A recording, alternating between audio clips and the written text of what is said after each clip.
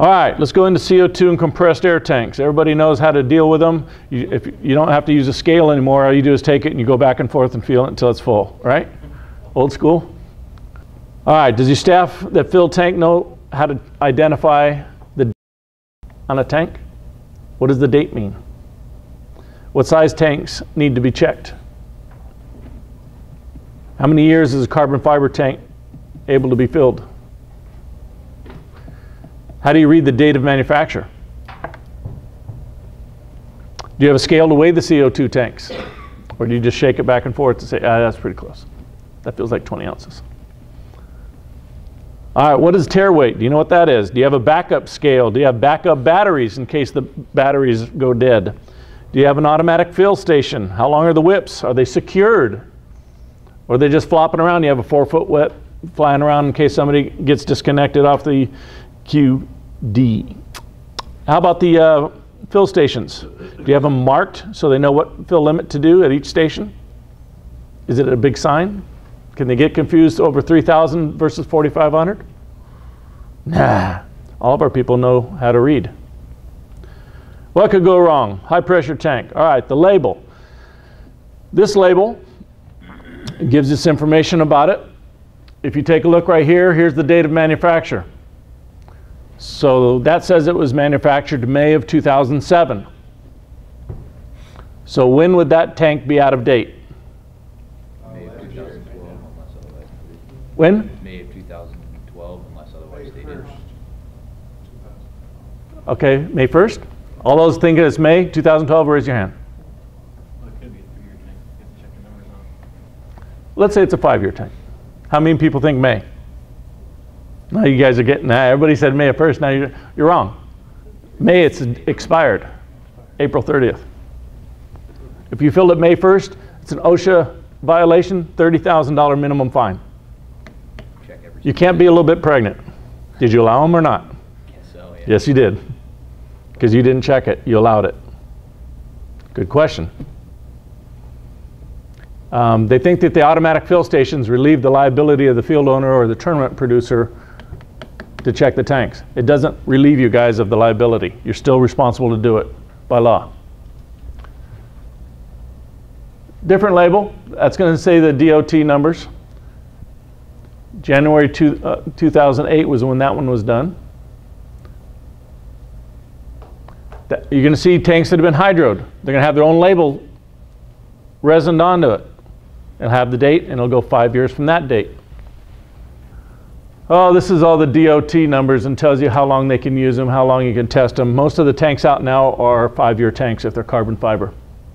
Burst disc. Do you know what burst disc to put on the damn tank if they blow? Do you know how to put on a burst disc? How many people have changed burst discs? Raise your hand. When you put it on, what do you torque it down to?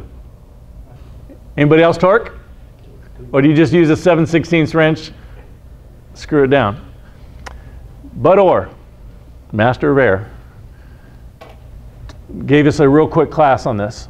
If you take a burst disc and you cramp it down, it's supposed to be between 5 and 7 foot-pounds. If you do anything less than that, you increase the burst pressure. If you do it less or more than that, you lower the burst pressure. So blow a burst disc if you over-tighten it. Safer if you don't tighten enough, makes it more dangerous. So if you change out a burst disc and you do not use a torque wrench and do it to 5 to 7 foot-pounds, you are liable. If you have a dent in an aluminum bottle, if you have a scrape, if you see the fiberglass coming apart on a bottle, do not fill it.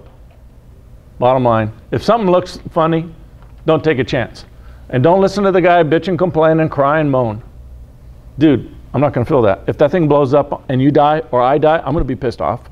You're going to be pissed off. You're going to sue me. I'm going to beat the hell out of you. So let's just call it quits, go buy a new tank. Bulges, we've seen a few of them that were bulged. They were still trying to fill. They use the bottle covers. They come up to fill them with the bottle covers on. Usually it's to cover up something that got scratched because they spent a couple $100 for a new tank and the other one got scratched. Close your bulk tank when not in use. Too many people just leave the fill station on. They don't put the cap back on. They leave it live. Fill stations and related equipment should be rated the same as a supply tank. Dummy me, went to Home Depot, made his own fill station for CO2 when I started. The valve was rated at 200 PSI. Says it right on there. I didn't know. I operated that way for 3 years. Nobody ever told me anything different. Field allowed me to do my own fills. I was his insurance agent. I should know what the hell I was doing, right? Nope, didn't know a damn thing. Never add or introduce oil. Don't ever spray WD-40. You'll have a bomb. Fill whips should be short and attached to the table. See how they're clamped onto the table? They can't flip-flop around.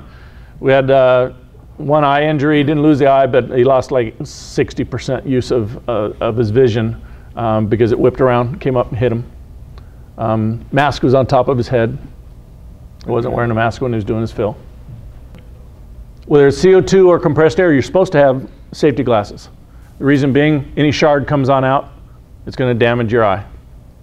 If you've ever filled up CO2 tank and if you released it, you had any of the crystals come out and you weren't paying attention, that hurts like hell. But according to OSHA, yes. You're supposed to wear gloves on CO2 and eye protection.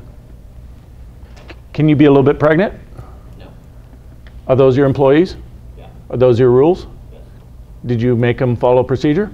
I would train them to, yes. Did you make them follow procedure, sir?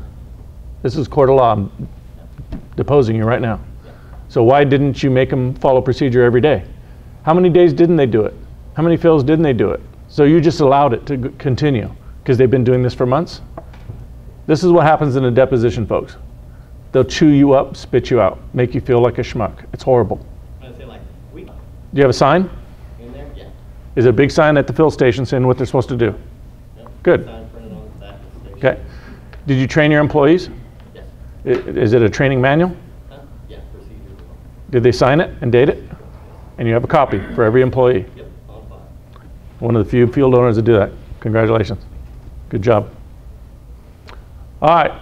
Do not hold it in your hand trying to figure out how full it is. You should have it posted at every field in case there's separation between the valve and the tank. Most of the distributors have these posters available. You should make sure that you have them or make your own up.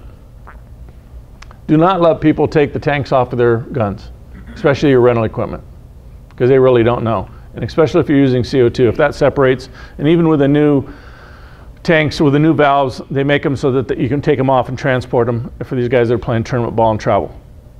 It's too easy to have that thing back on out. So make sure that you're controlling it. These type of signs around your fill station, very important.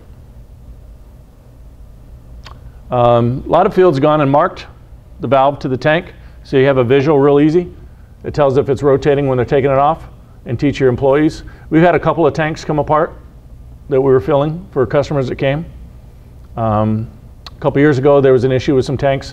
One of the distributors was selling tanks that they were separating. We had one at our field where he was taking the tank off to fill it after we told him not to, and the ref saw it coming apart and grabbed the gun away from him. Scared everybody. Aluminum tanks, any tanks where you're doing fill, anything over 2 inches has to be hydroed. If it's 2 inches or less, no. So most 9-ounce and 7-ounce tanks, you don't have to hydro. Transfer hose, minimum 3,000 PSI, because in case that valve goes and you have a catastrophic defect, it doesn't blow up. And it costs the same to buy a new tank as it does to hydro a tank, so it's no brainer. How many people have their tanks strapped? Very good. If you've dealt with any of the welding companies that supply your tanks, most of them will have pictures inside showing what happens when a tank falls over and the valve breaks off. It becomes a rocket. It'll go through block walls. It'll go through 2 block walls and through a car. There's a picture that we saw at the one that did our fills.